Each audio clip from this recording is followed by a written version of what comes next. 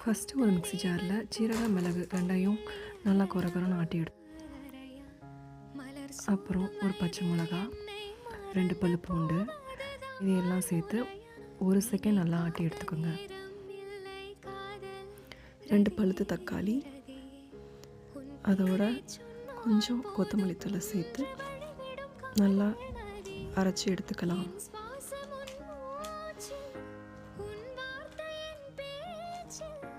இப்போது இந்த அரைச்ச விழுதை எண்ணெயில் கடுகு வரமிளகா கருவேப்பிலை போட்டு நம்ம அரைச்ச விழுதையை சேர்த்து நல்லா வணக்கினதுக்கப்புறம் மஞ்சத்தூள் பெருங்காயத்தூள் சேர்த்து நல்லா வணக்கி எடுத்துக்கலாம். இப்போது இதில் நல்லா கரைச்ச புளியை ஊற்றி ஒரு கொதி வந்ததுக்கப்புறம் இறக்குனா சுவையான ரசம் தயார். வீடியோ பிடிச்சிருந்துச்சுன்னா லைக் பண்ணுங்கள், சப்ஸ்கிரைப் பண்ணுங்கள்.